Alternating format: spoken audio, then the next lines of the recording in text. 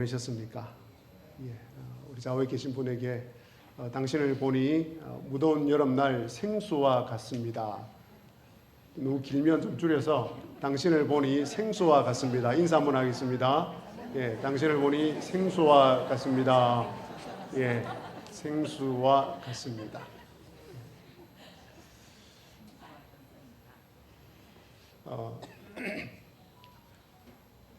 저는 주일날 어떤 양복을 입을까, 어떤 넥타이를 밀까 신경을 쓸까요, 안 쓸까요? 신경을 씁니다. 무더운 여름날 성도님들에게 어떤 넥타이를 메고 가면 좀 더 시원하게 느껴질까 이런저런 생각을 하면서 오늘은 이걸 할까 아니면 또 사선이 있는 걸 할까, 성도님들이 어느 걸 하는 게 더 좋을까 이런 고민들을 합니다. 그래서 오늘은 계속해서 주일마다 크게 변함은 없습니다만은 또 파란색 넥타이가 조금은 더 시원하게 해드릴 것 같아서 파란색 넥타이를 메고 왔습니다. 되게 많이 더웠는데 좀 괜찮으셨어요? 지내시기가? 예, 감사합니다. 오늘 말씀은 조금 어려운데 아마 여러분들 수준이면 충분히 잘 따라오시리라 생각합니다. 어렵지만 한번 집중해서 잘 들어보시기를 바랍니다. 바울 사도는 복음에 대해서 정확하게 알았습니다. 복음을 받아들이지 않으면 그리스도에게서 끊어지는 일이 있다는 것도 알았습니다. 그리고 영원한 생명과 영원한 사망이 있음도 알았습니다.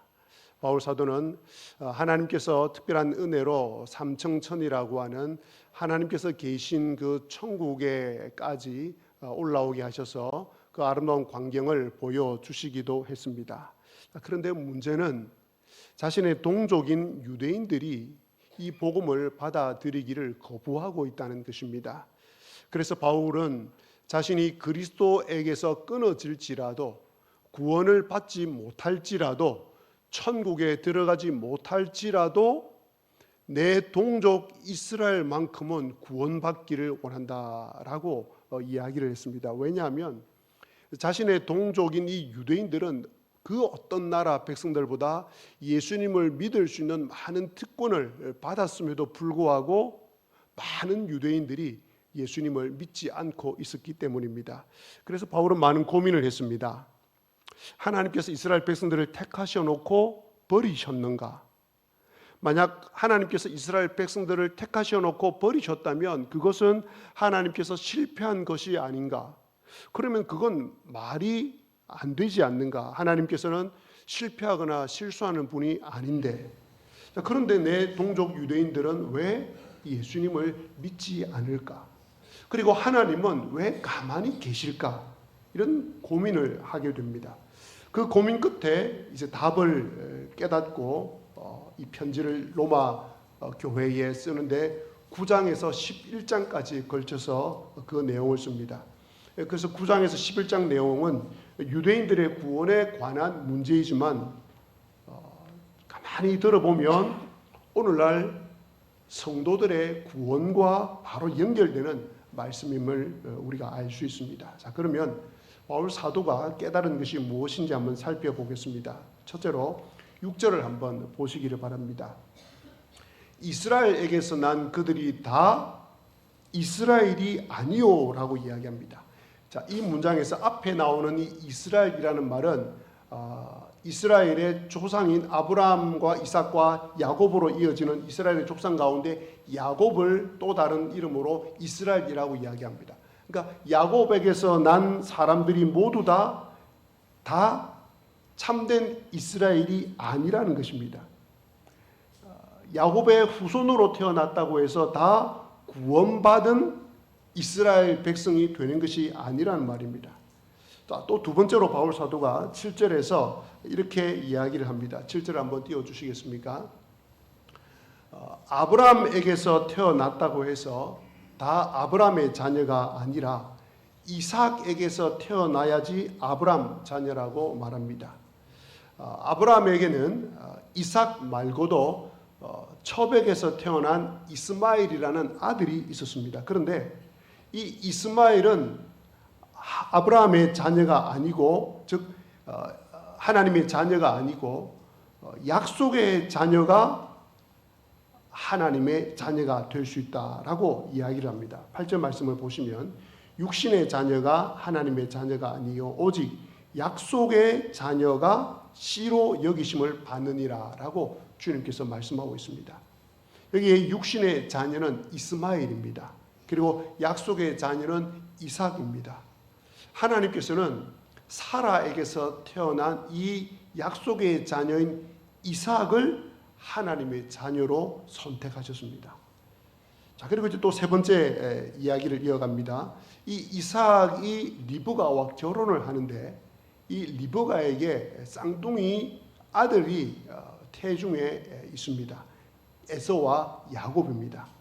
그런데 하나님께서 이 두 아들이 태어나기도 전에 이 두 아들이 태중에 있을 때 무슨 선이나 악을 행하기도 전에 이 동생을 섬길 것이라고 말씀을 해주십니다. 또 바울 사도는 오늘 말씀 13절에서 말라기 1장 2절에 나오는 말씀을 인용을 합니다. 13절을 보면 기록된 바 내가 야곱은 사랑하고 에서는 미워하였다 하심과 같으니라. 하나님께서는 에서와 야곱이 아직 태어나지도 않았는데 야곱을 이스라엘의 조상으로 삼았습니다. 선택을 했습니다. 자, 이제 앞에서 제가 언급한 이 내용을 한번 잘 들어보시기 바랍니다. 정리해 보시기 바랍니다.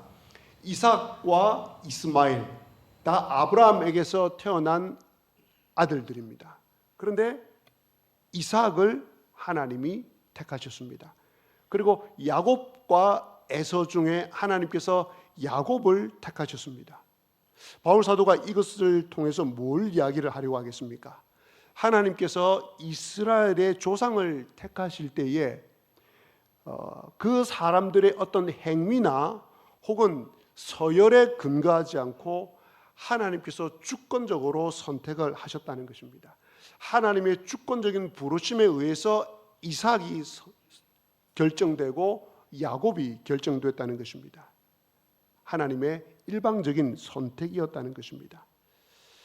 여러분들께서는 이런 하나님의 말씀을 들을 때 어떤 생각이 드십니까? 바울 사도는 로마 교회 성도들에게 이 편지를 쓰고 있습니다. 그러면 이 편지를 읽고 있는 로마 교회 성도들이 이런 의문이 들 것이라고 바울 사도가 추측을 합니다. 아니, 하나님께서 일방적으로 이스마엘은 버리고 이삭을 약속의 자녀로 택하고 또 야곱은 사랑하고 에서는 버리고 이게 말이 됩니까? 아니 그러면 하나님께서 불의한 것 아닙니까? 하나님께서 공평하게 해야 되는데 하나님께서 일방적으로 누구는 선택하고 누구는 선택하지 않고 하면 그건 하나님이 정말 불의한 것 아닙니까? 라고 생각을 할 것입니다. 자, 그런 로마 교인들을 향해서 바울 사도가 이렇게 편지를 씁니다. 14절에 그런즉 우리가 무슨 말을 하리요? 즉 하나님께서 앞에서 이삭과 이스마엘 중에서 이삭을 택하고 에서와 야곱 중에 야곱을 택하고 이렇게 하였는데 이렇게 한즉 우리가 이렇게 하나님께서 하였다고 해서 무슨 말을 하리요? 하나님께 불의가 있느냐라고 말합니다. 즉 하나님께 불의가 있다는 말입니까? 없다는 말입니까? 없다는 말입니다. 아니 누가 봐도 이건 하나님께서 불의하고 불공평한 건데 하나님께 불의가 없다고? 자, 그래서 바울 사도는 하나님의 이 주권적인 선택이 불의가 없다는 것을 논증을 합니다. 자, 어떻게 논증을 하는지 잘 들어보시기 바랍니다. 첫 번째로 15절과 16절을 한번 보시기 바랍니다. 15절과 16절인데 뭐라고 이야기합니까? 긍휼히 여길 자를 긍휼히 여기고 불쌍히 여길 자를 불쌍히 여기는 것은 하나님의 권한이라는 것입니다. 하나님께서 모세에게 모세야 내가 긍휼히 여길 자를 긍휼히 여기고 불쌍히 여길 자를 불쌍히 여기는데 그건 내가 결정하는 거야 라고 이야기를 합니다. 또 16절을 보시면 사람이 자신이 원한다고 긍휼히 여김을 얻게 되는 것이 아니라고 말합니다. 또 16절 중반절에 보시면 다른 박질 한다고 또 선택되는 것이 아니라고 합니다. 다른 박질 한다는 말은 하나님 앞에 잘 보이려고 노력한다는 뜻입니다. 하나님께 잘 보이려고 노력한다고 해서 선택받는 것이 아니라는 뜻입니다. 뭐라고 이야기합니까? 오직 긍휼히 여기시는 하나님으로 말미암음이라고 이야기합니다.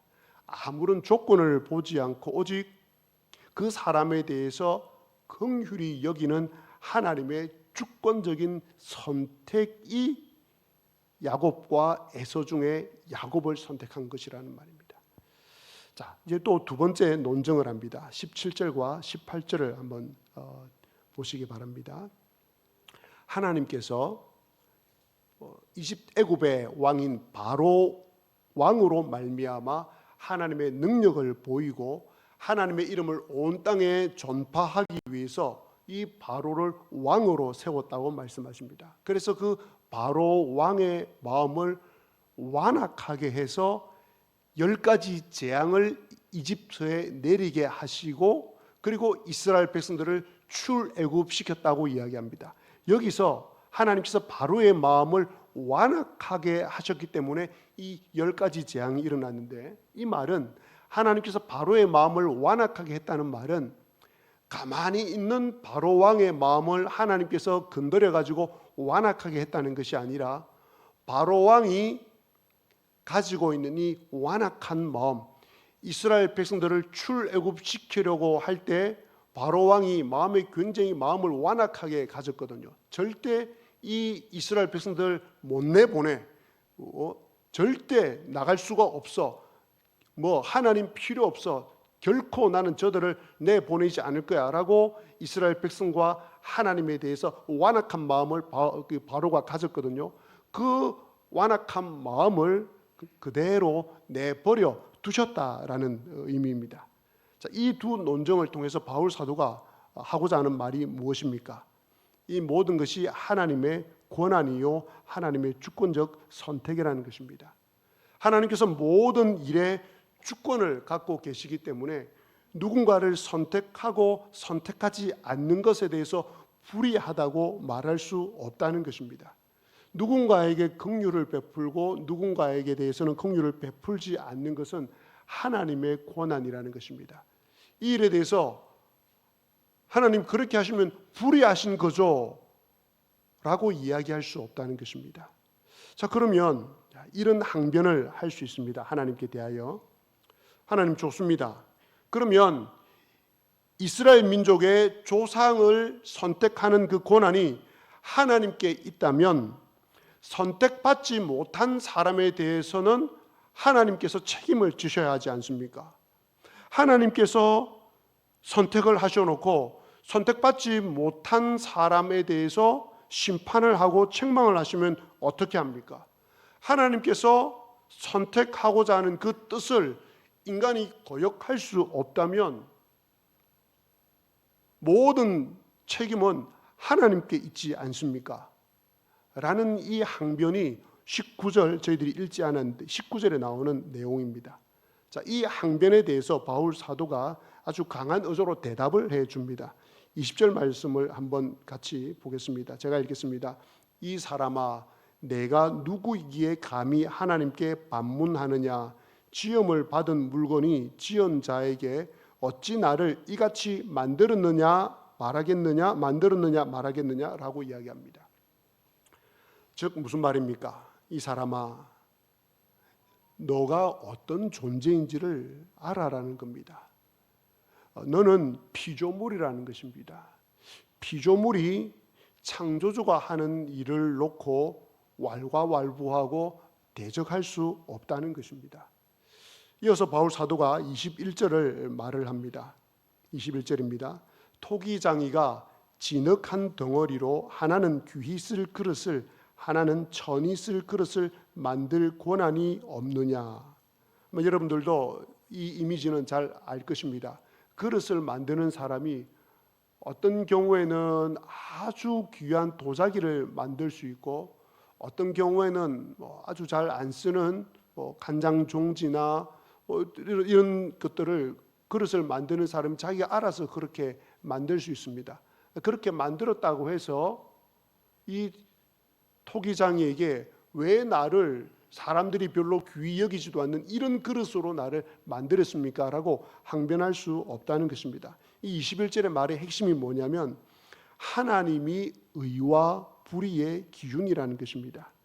무엇이 의고 무엇이 불의인지에 대해서 정확하게 100% 알고 계시는 하나님이시기에 이스라엘 민족의 조상을 세우는 그 일에 대해서 하나님께서 주권적으로 선택을 할 수 있다는 것입니다. 그 주권적 선택의 권한이 하나님께 있다는 것입니다.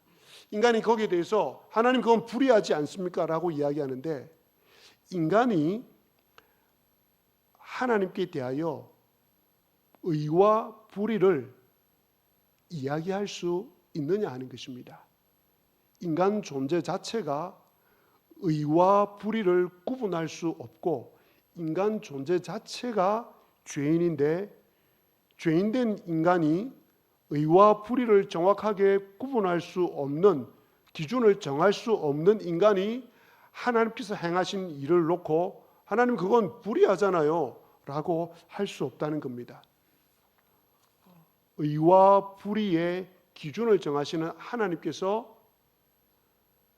토기장이처럼 좋은 그릇을 만들 수도 있고 천이 쓰는 그릇을 만들 수도 있다는 것입니다.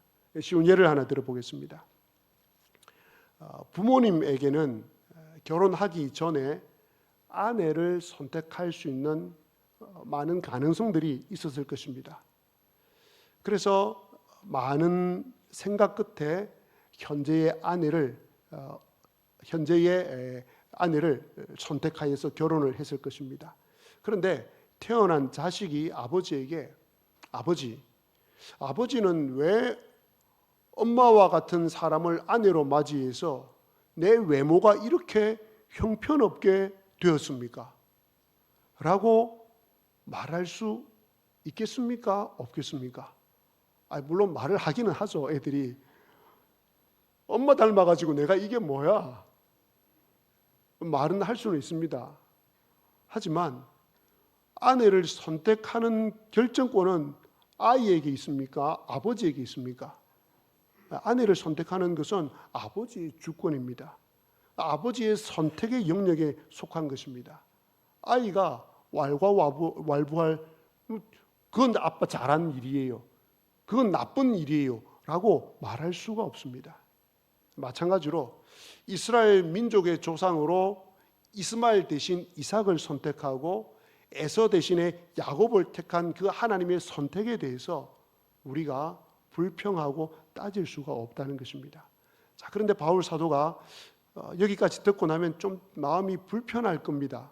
이 토기장의 비유가 말입니다. 왠지 하나님께서는 폭군처럼 느껴지고 막 자기 마음대로 해버리는 그런 왕처럼 느껴지기 때문입니다. 그래서 이 토기장의 비유를 22절과 23절을 통해서 우리에게 다시금 상기시켜 줍니다. 그래서 이 토기장의 비유는 22절과 23절을 연결시켜 보아야 균형 잡힌 해석을 할 수 있습니다. 22절과 23절을 보면 이런 내용이 나옵니다. 제가 설명을 드리겠습니다. 어떤 사람이 악을 행합니다.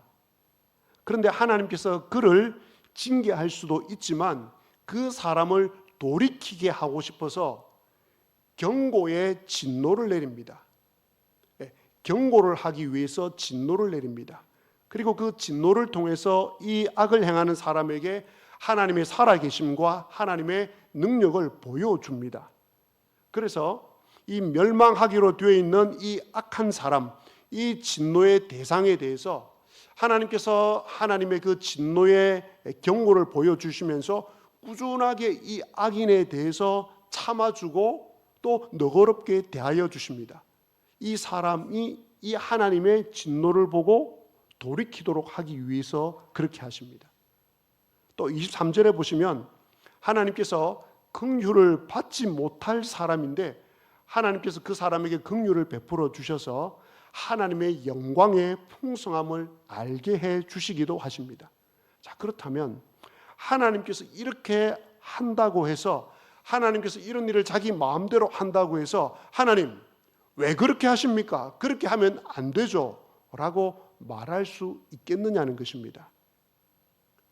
혹 여러분 가운데 어떤 악인에 대해서 하나님께서 더 이상 악을 행하지 못하도록 경고를 보내고 진노를 보내고 참아주고 또 너그럽게 대하는 걸 보면서 하나님 저 악인 벌을 내려서 죽여버리든가 하시지 너그럽게 참아주고 경고를 왜 보여줍니까? 경고하지 마시고, 경고하면 그 경고를 듣고 저 악인이 돌이킬 수 있지 않겠습니까? 하나님 경고 같은 거 보여주지 마시고 그냥 바로 벌을 내리십시오 라고 말할 수 있겠습니까? 만약 여러분이 바로 그 악한 사람 당사자라면 여러분이 어떻게 말하겠습니까? 하나님 정말 불의하시네요 라고 말할 수 있겠습니까? 말할 수 없다는 겁니다. 자, 이 사실을 뒷받침하기 위해서 바울 사도가 호세아 말씀을 인용합니다. 25절과 26절을 한번 보시기를 바랍니다. 호세아의 글에도 이르기를 내가 내 백성 아닌 자를 내 백성이라 사랑하지 아니한 자를 사랑한 자라 부르리라. 너희는 내 백성이 아니라 한 그곳에서 그들이 살아계신 하나님의 아들이라 일컬음을 받으리라 함과 같으니라. 이 말이 무슨 말이냐면 이런 뜻입니다. 원래대로 하면 하나님께서 택한 백성은 이스라엘 사람들입니다. 이스라엘 백성 외에는 구원받을 수 있는 사람이 없습니다. 그런데 하나님께서 하나님의 주권을 가지고 이방인들을 하나님의 백성 또 하나님의 사랑받는 자로 선택을 하셨습니다. 바로 그 말이 25절과 26절입니다. 하나님께서 이방인을 선택했다고 해서 하나님 저 악한 이방인들, 저 나쁜 짓 한 이방인들을 왜 하나님의 자녀로 삼아줍니까? 라고 항변을 할 수 있겠습니까? 자, 예를 들어서 원래대로 하면 우리나라 조선시대의 종들은 계속 종으로 살아야 됩니다. 대를 이어서 종으로 살아야 됩니다. 그런데 어느 날 왕이 자신의 주권을 가지고 그 종을 평민으로 삼아준 것이 아니고 그 종을 왕의 아들로 삼습니다. 그러면 여러분께서는 그 왕의 주권적 선택, 그 종을 왕의 아들로 삼은 것에 대해서 왕을 비난하고 싶습니까? 하고 싶지 않습니까? 하는 왜 그 종을, 왕이요, 왜 그 종을 왕의 아들로 삼습니까? 말할 수도 있을 것입니다. 그런데 두 가지 생각해 볼 수 있는데, 첫 번째로는 왕이 주권적인 선택을 할 수 있어야지 이 종이 왕의 아들이 될 수 있습니다. 둘째는 바로 여러분이 그 종이라면, 왕의 아들이 된 종이라면 하나님의 주권을 비난할 수 있겠습니까? 비난할 수 없습니다.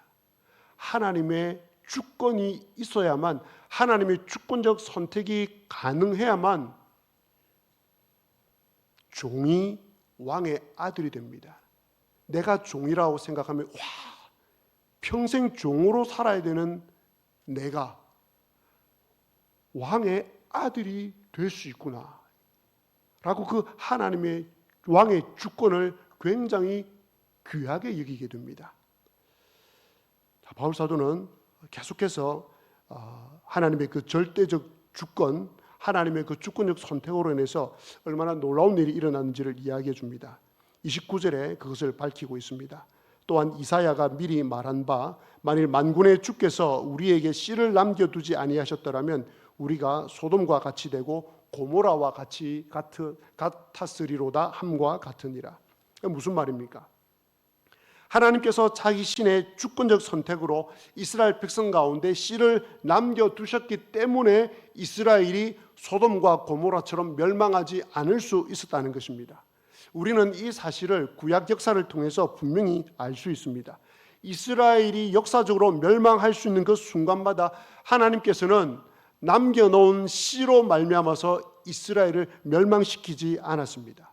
또 여러분들께서 잘 아시는 대로 신구약 성경을 통틀어서 아브라함부터 예수 그리스도에게까지 족보가 이어지는데, 그 족보가 이어지는 가운데 굉장히 위태로운 순간이 많이 있습니다. 예수 그리스도에게까지 이 믿음의 족보가 예수님의 탄생이 되지 않을 수밖에 없는 그 위태로운 순간들이 많이 이어지는데, 하나님께서는 하나님의 주권을 따라서 하나님께서 주권적으로 사람을 선택하여서 예수 그리스도에게까지 아브라함부터 그 족보가 이어져 오게 하셨습니다. 하나님께서 주권적으로 씨를 남겨두셨기 때문입니다. 여기까지가 29절까지의 바울이 논증하는 말씀입니다. 그래서 우리는 오늘 말씀을 통해서 이스라엘의 민족의 조상이 되는 것과 관련해서 하나님의 주권적 선택에 관한 말씀을 들었습니다. 이것은 우리의 구원과 직결되는 내용이라고 제가 말씀을 드렸습니다.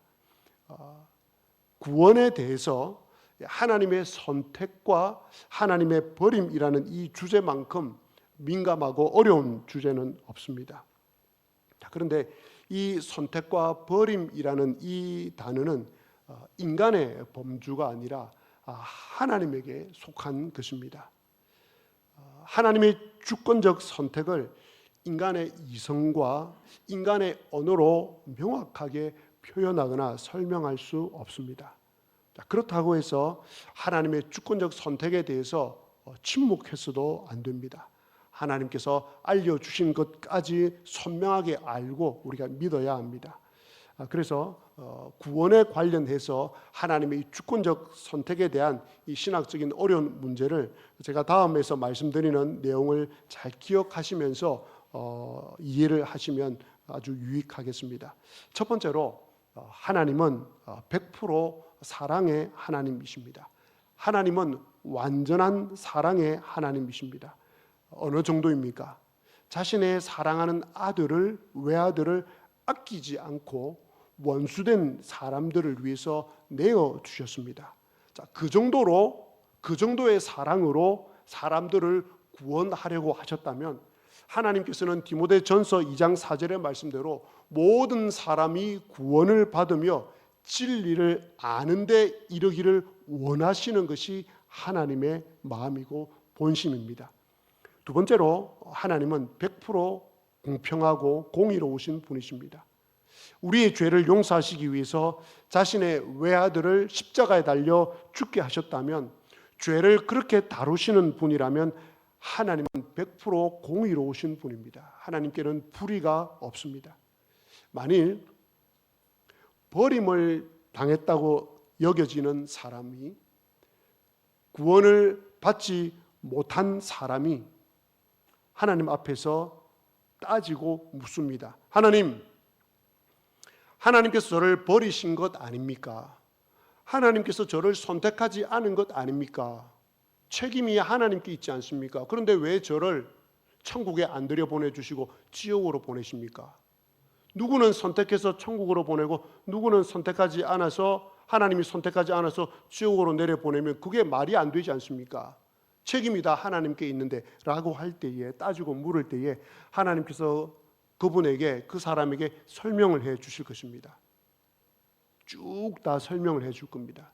그분의 인생 전체를 펼쳐 놓으시면서 설명을 해 주실 것입니다. 그러면 알게 될 것입니다. 하나님께서 자신을 버린 것이 아니라 자신이 하나님의 구원의 손길을 거부했다는 사실을 말입니다. 하나님은 100% 공의로우신 분이기 때문에 이것이 가능합니다. 세 번째로, 저와 여러분이 피조물임을 언제나 기억하셔야 됩니다. 하나님께 대하여 피조물로서 우리는 존재하기에 피조물로서의 본분을 다해야 합니다. 피조물은 하나님의 주권적 선택에 대해서 대적할 수 없습니다. 신앙이 있다는 것, 하나님의 은혜를 경험했다는 것, 믿음이 있다는 것의 대표적인 증거가 뭐냐면 자신을 피조물로 여긴다는 사실입니다. 그리고 자신을 죄인으로 여긴다는 것입니다. 토기장이인 하나님을 인정한다는 겁니다. 이게 참 놀라운 일입니다. 구원을 받지 못한 사람은 하나님이 토기장이라고 이야기하면 항변하고 대적을 하고 그런 하나님 못 믿겠다라고 이야기합니다. 그런데 자신이 피조물이요 죄인임을 깨닫는 순간 이 사실이 받아들여진다는 것입니다. 네 번째로 이제 결론적으로 이 선택 교리는 저와 여러분의 구원의 안전을 보장하는 교리입니다. 이게 오늘 말씀의 핵심입니다. 하나님께서는 창세전에 여러분을 선택하셨습니다. 여러분의 선한 행위를 보고 선택하지 않았습니다. 잘 한번 내가 지켜보자. 저 사람이 착한 일을 하는지 안 하는지 내가 다 지켜보고 있다가 착한 일을 많이 하면 내가 저 사람을 구원해야지 라고 하지 않으셨습니다. 하나님께서는 일방적으로 창세 전에 이 세상이 지원받기도 전에 하나님께서는 여러분을 사랑하셔서 여러분을 선택하셨습니다. 만일 여러분의 선한 행위나 그 어떤 외적인 조건을 보고 선택하셨다면 구원은 내가 잘나서 받은 것입니다. 만일 여러분의 그 선한 행위가 구원의 조건이 되면 예수님은 필요 없습니다. 십자가의 피는 필요 없습니다. 또 그 선한 행위라는 그런 등등의 조건 때문에 구원을 받았다면 그 조건이 사라지고 나면 구원도 사라질 수 있습니다. 그래서 자신의 선한 행위 때문에 구원을 받았다고 생각하는 사람은 늘 구원이 불안한 겁니다. 늘 구원이 불안하니까 어쨌든지 착한 일 많이 하고 선한 일 많이 하고 예배 잘 드리려고 하고 행위에 초점을 맞추며 살아가면서 구원받았습니까? 그러면 내가 나쁜 짓을 많이 해서 내가 못된 짓을 많이 해서 내가 착하게 살지 못해서 내가 예배를 잘 드리지 못해서 등등 행위를 자꾸만 이야기합니다. 이러저러해서 나는 천국에 들어갈 확신이 없어 라고 이야기합니다. 그렇지 않은 것입니다. 저와 여러분의 구원은 창세전에 하나님께서 일방적으로 저와 여러분을 사랑하셔서 선택을 하신 것입니다. 여러분이 너무 좋아서 하나님께서 선택을 하셨습니다. 좋아할 만한 이유가 아무것도 없는데도 그저 좋아서 선택을 하셨습니다. 그래서 선택 교리의 핵심은 고려신학대학원에 저희들에게 교리를 가르쳐 주셨던 유해모 교수님이 아주 선명하게 이야기합니다. 선택 교리는 따지고 대들으라고 우리에게 주신 것이 아니다라고 이야기합니다. 선택 교리는 한마디로 송영이요 찬송을 위해서 우리에게 주셨다라고 이야기합니다. 무슨 말입니까? 예수님을 믿은 성도가 예수님을 믿고 보니까 하나님께서 창세전에 나를 선택을 하셨거든요. 그것을 깨닫는 순간 하나님께서 나의 그 어떤 것을 보시고 구원하신 것이 아니라 하나님의 긍휼하심과 하나님께서 사랑 베풀 자에게 사랑 베푸신 그 사랑으로 말미암아 내가 구원을 받았구나. 이런 나를 하나님께서 구원해 주셨구나라고 그 하나님, 나를 선택해 주신 하나님을 찬양하고 송영을 돌리는 것이 선택 교리의 핵심이라고 말씀을 하고 있습니다. 그러므로 여러분들께서 선택 교리를 생각하실 때 나를 구원하시고 나를 택하신 하나님에 대한 송영으로 이어져야 된다는 사실을 늘 기억하시면 좋겠습니다. 저를 한번 생각해 보았습니다.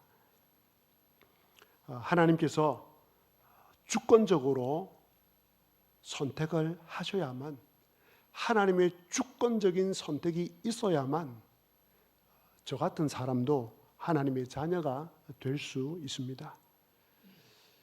그리 길지 않았지만 제 평생 지금까지 살아온 삶을 뒤돌아보면 이런 죄인인 내가 어떻게 구원을 받을 수 있을까? 내가 하나님이라면 이런 나를 구원하셨을까? 그런 생각이 아주 선명하게 듭니다. 단 1도 1초도 지체하지 않고 이야기를 할 수 있습니다. 아우, 저 같은 사람 구원 못 받죠. 그런데 하나님께서 그냥 저를 좋아해 주시고 그런 나를 사랑해 주시고 이유 없이 저를 선택해 주셔서 제가 오늘 여기에 있습니다. 바라옵기는 저와 여러분들이 오늘 이 자리에 앉아 있을 수 있는 것은 하나님께서 우리를 사랑하셔서 하나님의 주권적 선택에 의해서 이 자리에 있음을 성령을 통하여서 더 깊이 깨닫게 되시기를 주님의 이름으로 기원합니다. 아멘. 우리 한번